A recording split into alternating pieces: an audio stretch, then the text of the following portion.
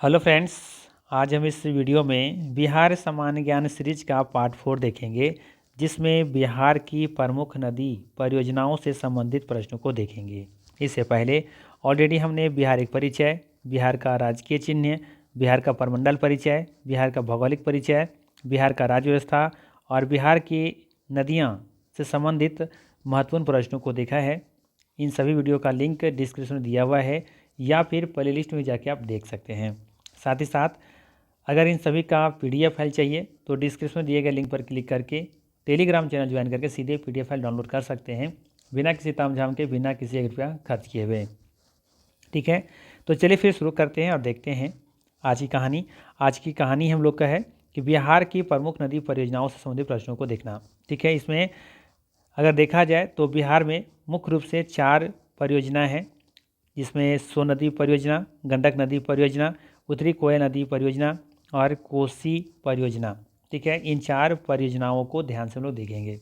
ठीक है, और इन्हीं से महत्वपूर्ण प्रश्नों को डिटेल से जानने का प्रयास करेंगे कि क्या क्या सवाल बन सकते हैं। ठीक है, तो चलिए फिर शुरू करते हैं और देखते हैं आज का पहला सवाल। ठीक है, ध्यान रखना है, फोकस हम लोग का यही 4 परियोजनाओं से संबंधित होगा। ठीक है, चलिए लेते हैं आज का पहला सवाल। सवाल रहेगा पहला, सोन नदी परियोजना किस नदी पर स्थित है? बताना है कि सोन नदी परियोजना किस नदी पर स्थित है। कोसी, गंडक, गंगा, एक से अधिक होगा, इनमें से कोई नहीं। तो ध्यान रखना है, सही आंसर होगा उपर्युक्त में से कोई नहीं।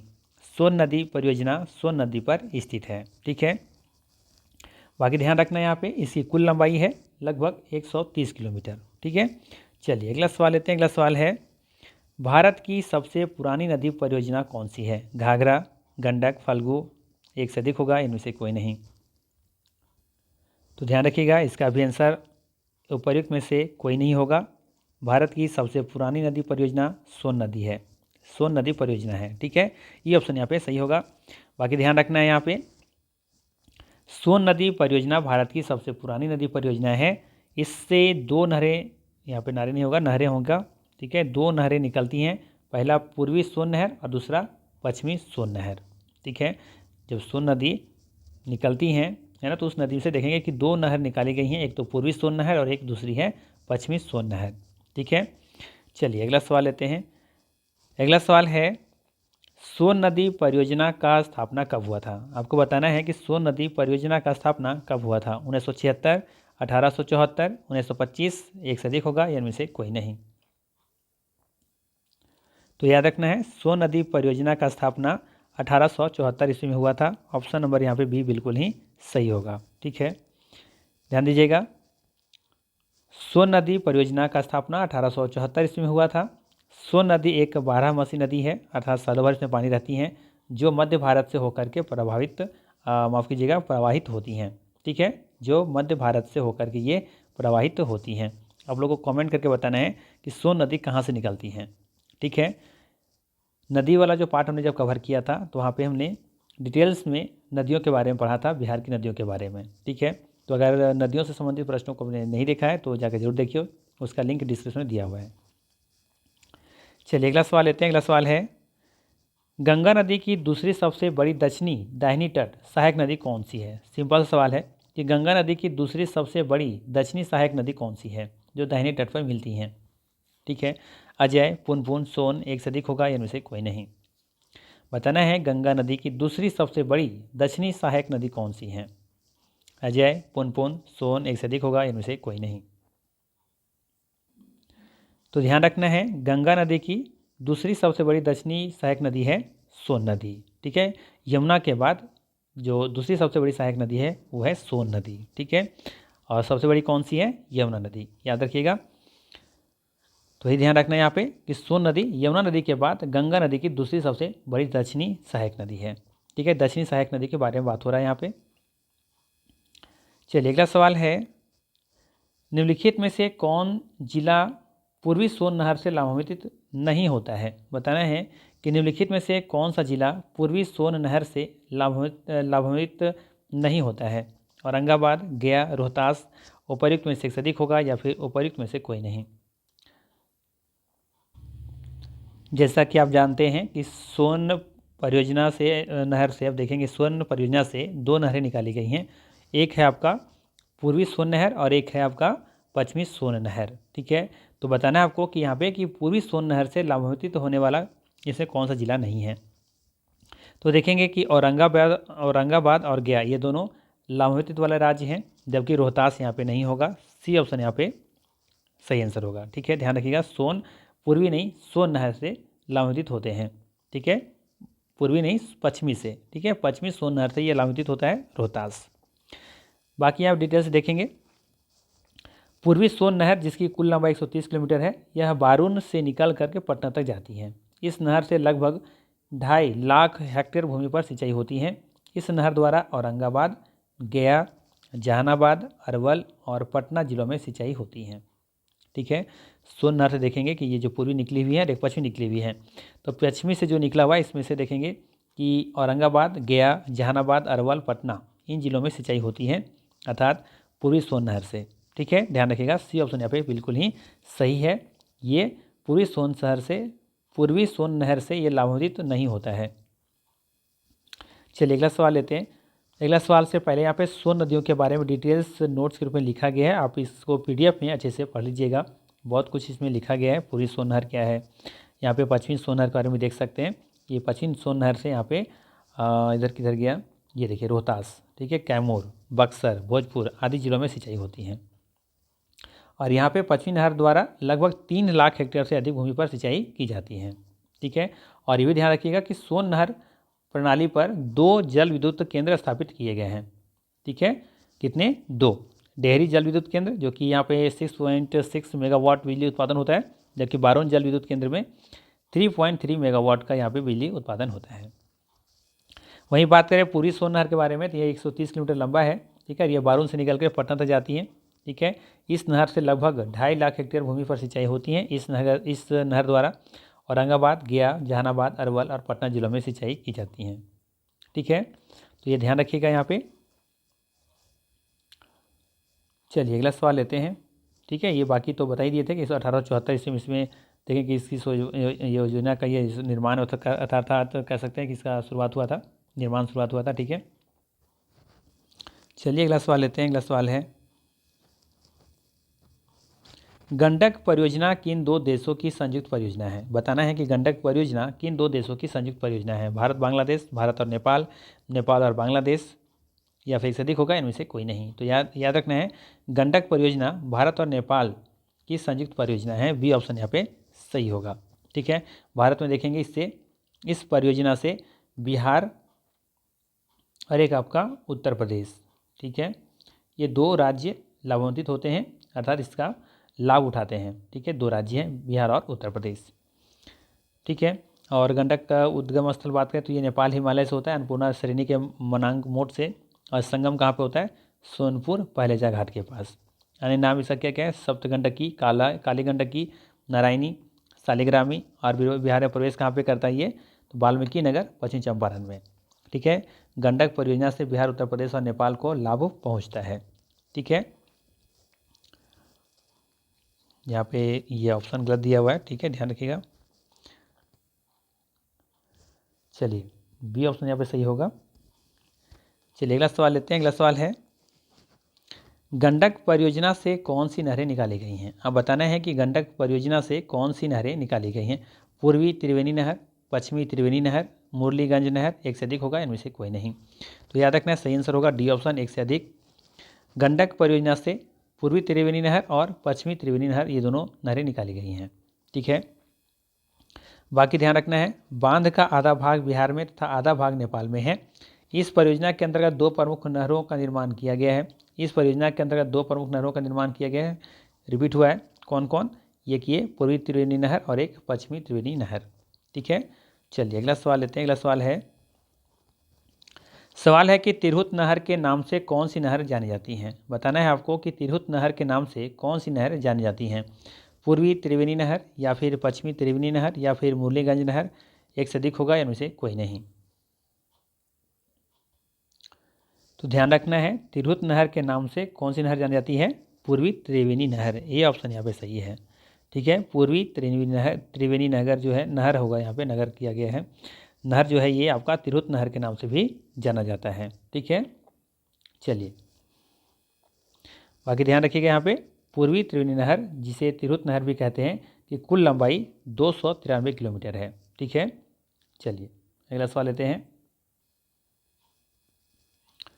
चलिए अगला सवाल है, गंडक नदी परियोजना समझौता भारत और नेपाल के बीच कब हुआ था? बताना है आपको कि गंडक नदी परियोजना समझौता भारत और नेपाल के बीच कब हुआ था? 1965, 1966, 1959, एक से अधिक होगा, इनमें से कोई नहीं।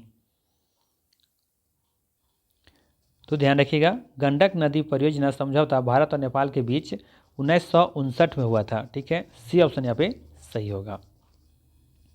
बाकी ध्यान रखना है, भारत सरकार के सहयोग से बिहार तथा उत्तर प्रदेश की संयुक्त परियोजना गंडक नदी परियोजना है। 1959 ईस्वी के समझौते के आधार पर नेपाल को भी इसका लाभ दिया जा रहा है। ठीक है, ध्यान रखना है कि भारत सरकार के सहयोग से बिहार तथा उत्तर प्रदेश की संयुक्त ये परियोजना है गंडक नदी परियोजना, और 1959 ईस्वी के समझौते के आधार पर नेपाल को भी इसका लाभ दिया जा रहा है। ठीक है, तो यहाँ पे फिलहाल सी ऑप्शन सही होगा। ये सवाल पूछा था कि गंडक नदी परियोजना समझौता भारत और नेपाल के बीच कब हुआ था, तो ये 1959 में हुआ था। चलिए अगला सवाल लेते हैं। अगला सवाल है कि पूर्वी त्रिवेणी नहर से सर्वाधिक लाभ प्राप्त करने वाला जिला कौन सा है? पूर्वी त्रिवेणी नहर से सर्वाधिक लाभ प्राप्त करने वाला जिला कौन सा है? पश्चिमी चंपारण, पूर्वी चंपारण, वैशाली, एक से अधिक होगा, इनमें से कोई नहीं। तो ध्यान रखिएगा, पूर्वी त्रिवेणी नहर से सर्वाधिक लाभ प्राप्त करने वाला जिला पश्चिमी चंपारण है। ये ऑप्शन यहाँ पर बिल्कुल ही सही होगा। बाकी लाभ लेने वाले तो ये तीनों राज्य हैं, तीनों जिला हैं। ठीक है, ध्यान रखिएगा। ध्यान रखना है, पूर्वी त्रिवेणी नहर से पूर्वी चंपारण, पश्चिमी चंपारण, मुजफ्फरपुर, वैशाली, समस्तीपुर आदि जिलों में सिंचाई होती है। इस नहर से सर्वाधिक लाभ प्राप्त करने वाला जिला पश्चिमी चंपारण है। ठीक है, चलिए अगला सवाल लेते हैं। बाकी आप चाहें तो यहाँ पे गंडक परियोजना के बारे में पूरा डिटेल्स पढ़ सकते हैं। ठीक है, बाकी ये PDF आपको हम दे देंगे। ठीक है, पूरी त्रिवेणी नहर, पश्चिमी त्रिवेणी नहर, गंडक परियोजना के बारे में जो भी कुछ चीज़ें यहाँ पे लिखी गई हैं, इसको अच्छे से आप पढ़ लीजिएगा। ठीक है, चलिए अगला सवाल लेते हैं।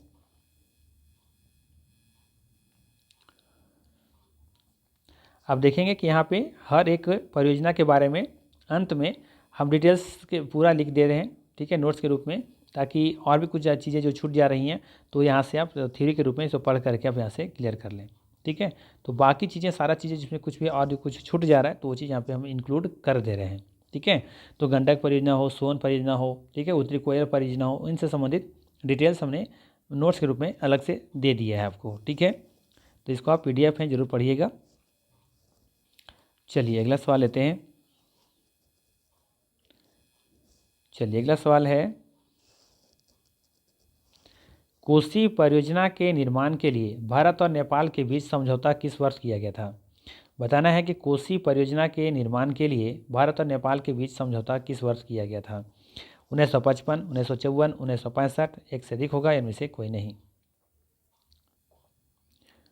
तो ध्यान रखिएगा, कोसी परियोजना के निर्माण के लिए भारत और नेपाल के बीच में 1954 में समझौता किया गया था। ठीक है, ऑप्शन नंबर यहाँ पे बी बिल्कुल ही सही होगा। ठीक है, 1959 में क्या हुआ था? 1959 में हुआ था गंडक नदी परियोजना समझौता भारत और नेपाल के बीच में। ठीक है, जो कि क्वेश्चन नंबर यहाँ पे हम लोग देख रहे थे, ये क्वेश्चन 9 में देख रहे थे ना। तो गंडक नदी परियोजना समझौता भारत और नेपाल के बीच में कब हुआ था? 1959 में। ठीक है, वहीं हम बात कर रहे हैं हम लोग किसका? कोसी परियोजना का निर्माण के लिए भारत और नेपाल के बीच में समझौता कब हुआ था? 1954 में हुआ था। ठीक है, तो ये दोनों अलग अलग सवाल हैं, ध्यान रखिएगा। बाकी ध्यान रखना है यहाँ पे कि यह भारत और नेपाल सरकार की संयुक्त परियोजना है। इस योजना के निर्माण के लिए 1954 में नेपाल के साथ समझौता किया गया था, जिसमें 1961 ईस्वी में संशोधन भी किया गया। इसका निर्माण कार्य 1955 ईस्वी में प्रारंभ किया गया था तथा 1963 ईस्वी में बनकर यह तैयार भी हुआ। ठीक है, तो इन सब चीज़ों को ध्यान में रख सकते हैं आप। चलिए अगला सवाल लेते हैं। अगला सवाल है, निम्नलिखित में से कौन सी नहर कोसी परियोजना से संबंधित है? ठीक है, निम्नलिखित में से कौन सी नहर कोसी परियोजना से संबंधित है? पूर्वी कोसी नहर, पश्चिमी कोसी नहर, राजपुर नहर, एक से अधिक होगा, इनमें से कोई नहीं। तो ध्यान रखिएगा, तीनों संबंधित है कोसी परियोजना से ही। ठीक है, डी ऑप्शन यहाँ पे बिल्कुल ही सही होगा। चलिए अगला सवाल लेते हैं। अगला सवाल है, कोसी परियोजना का मुख्य उद्देश्य क्या है? कोसी परियोजना का मुख्य उद्देश्य क्या है? बाढ़ नियंत्रण, सिंचाई, भूमि संरक्षण, एक से अधिक होगा, इनमें से कोई नहीं। तो याद रखना है, कोसी परियोजना का मुख्य उद्देश्य है बाढ़ नियंत्रण, सिंचाई और भूमि संरक्षण, ये तीनों था। तो डी ऑप्शन यहाँ पे बिल्कुल ही सही होगा। ध्यान रखिएगा, कोसी परियोजना का मुख्य उद्देश्य क्या है? बाढ़ नियंत्रण करना भी है, सिंचाई भी है और भूमि का संरक्षण प्रदान करना भी है। ठीक है, बाकी डिटेल्स देख लेते हैं। यह भारत और नेपाल सरकार की संयुक्त जल परियोजना है। इसे 1954 में भारत सरकार और नेपाल सरकार द्वारा एक समझौते के तहत बनाया गया था, जिसे 1961 में फिर से संशोधित किया गया था। इस परियोजना का मुख्य उद्देश्य है बाढ़ नियंत्रण, सिंचाई, जल विद्युत उत्पादन और भूमि संरक्षण। ठीक है, चलिए अगला सवाल लेते हैं। अगला सवाल है, पूर्व कोसी नहर या पूर्वी कोसी नहर प्रणाली की कुल लंबाई कितनी है? पूर्वी कोसी नहर प्रणाली की कुल लंबाई कितनी है? 115 किलोमीटर, 44 किलोमीटर या फिर 22 किलोमीटर, इससे अधिक होगा, इनमें से कोई नहीं। तो ध्यान रखना है, पूर्वी कोसी नहर प्रणाली की कुल लंबाई है 44 किलोमीटर। बी ऑप्शन यहाँ पे सही होगा। ठीक है, बाकी ध्यान रखना है यहाँ पे कि यह परियोजना मुख्य रूप से दो भागों में विभाजित है। पहला है पूर्वी कोसी नहर प्रणाली, इसकी कुल लंबाई 44 किलोमीटर है। इस नहर प्रणाली से बिहार के मधेपुरा, सहरसा, पूर्णिया, कटिहार आदि जिलों में सिंचाई की जाती है। दूसरा है पश्चिमी कोसी नहर प्रणाली, इसकी कुल लंबाई कितना है? 115 किलोमीटर। ठीक है, इस नहर प्रणाली से बिहार के मधुबनी, दरभंगा, मुजफ्फरपुर आदि जिलों में सिंचाई की जाती है। ठीक है, चलिए अगला सवाल लेते हैं। अगला सवाल है, निम्नलिखित में से किस जिला में पश्चिमी कोसी नहर प्रणाली से सिंचाई की जाती है? बताना है, निम्नलिखित में से किस जिला में पश्चिमी कोसी नहर प्रणाली से सिंचाई की जाती है? मधुबनी, दरभंगा, सहरसा, एक से अधिक होगा, इनमें से कोई नहीं। तो ध्यान रखिएगा, दिए गए ऑप्शन में मधुबनी और दरभंगा ये दो जिले हैं जहाँ से देखेंगे कि पश्चिमी कोसी नहर प्रणाली से सिंचाई की जाती है। तो सही आंसर हो जाएगा यहाँ पे डी ऑप्शन। ठीक है, बाकी ध्यान रखना है यहाँ पे कि पश्चिमी कोसी नहर प्रणाली से बिहार के मधुबनी, दरभंगा, मुजफ्फरपुर आदि जिलों में सिंचाई की जाती है। तो मधुबनी है, दरभंगा है और मुजफ्फरपुर है, ये तीन देखेंगे जिले महत्वपूर्ण जिले हैं जहाँ से पश्चिमी कोसी नहर प्रणाली से बिहार के ये तीन जिलों में सिंचाई की जाती है। ठीक है, चलिए अगला सवाल लेते हैं। अगला सवाल है, बाकी यहाँ पर देखेंगे आप कोसी है ना, ये थोड़ा सा ऊपर चला गया है, कोसी परियोजना से संबंधित यहाँ पे देखेंगे पूरा डिटेल्स आपको मिल जाएगा। ठीक है,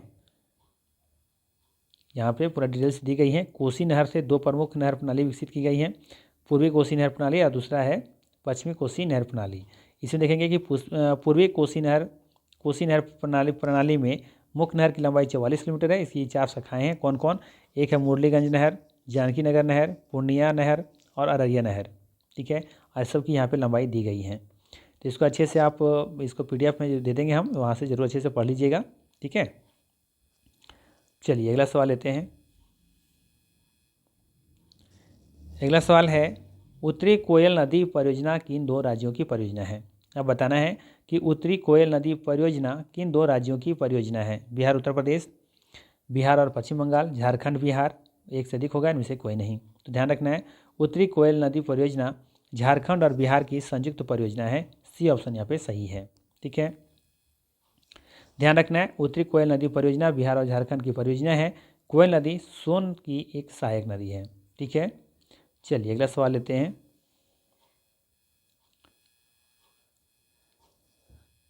चलिए अगला सवाल है, उत्तरी कोयल परियोजना का निर्माण सर्वप्रथम किस वर्ष शुरू हुआ था? बताना है आपको कि उत्तरी कोयल परियोजना का निर्माण सर्वप्रथम किस वर्ष शुरू हुआ था? 1977 में, 1999 में या 2000 में, एक से अधिक होगा, इनमें से कोई नहीं। तो ध्यान रखिएगा, उत्तरी कोयल परियोजना का निर्माण सर्वप्रथम 1972 में हुआ था। ये ऑप्शन यहाँ पे बिल्कुल ही सही होगा। ठीक है, ध्यान रखिएगा, उत्तरी कोयल परियोजना का निर्माण सबसे पहले 1972 में शुरू हुआ था। ठीक है, ये ऑप्शन यहाँ पे सही है।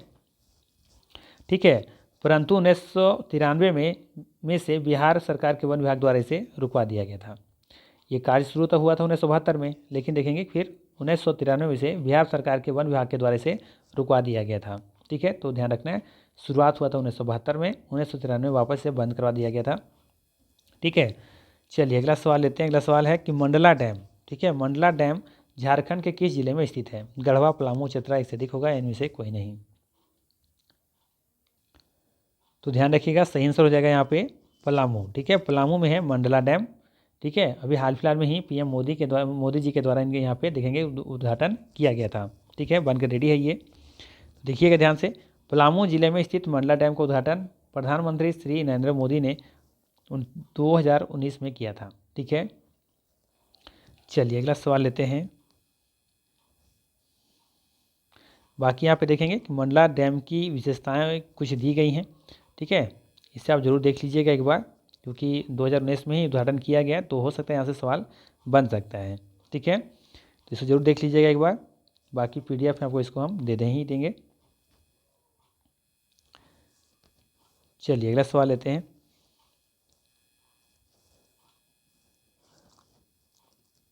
अगला सवाल है, वाल्मीकि नगर जल विद्युत परियोजना किस जिला में स्थित है? बताना है, वाल्मीकि नगर जल विद्युत परियोजना किस जिला में स्थित है? रोहतास, औरंगाबाद, पश्चिमी चंपारण, एक से अधिक होगा, इनमें से कोई नहीं। तो ध्यान दीजिएगा, वाल्मीकि नगर जल विद्युत परियोजना ये पश्चिम चंपारण में स्थित है।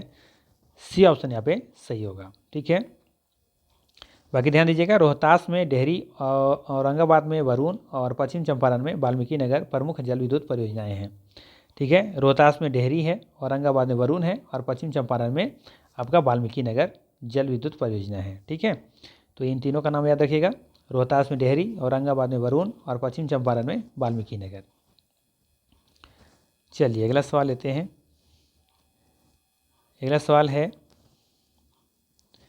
बिहार में नहरों द्वारा सर्वाधिक सिंचाई किस जिला में होती है? बताना है आपको कि बिहार में नहरों द्वारा, ठीक है, बिहार में नहरों द्वारा सर्वाधिक सिंचाई किस जिले में होती है? रोहतास, पश्चिम चंपारण, औरंगाबाद, एक से अधिक होगा, इनमें से कोई नहीं। तो ध्यान रखिएगा, यहाँ पे बिहार में नहरों द्वारा सर्वाधिक सिंचाई रोहतास जिले में की जाती है। ये ऑप्शन यहाँ पे बिल्कुल ही क्या होगा, सही होगा। ठीक है, तो ये था मोस्ट इम्पॉर्टेंट 20 MCQ। अगर वीडियो अच्छा लगा हो तो लाइक जरूर कीजिएगा, चैनल पर नए हैं तो सब्सक्राइब कर लीजिएगा। बाकी फिर मिलते हैं इसी तरह के नेक्स्ट वीडियो में। Thanks for watching.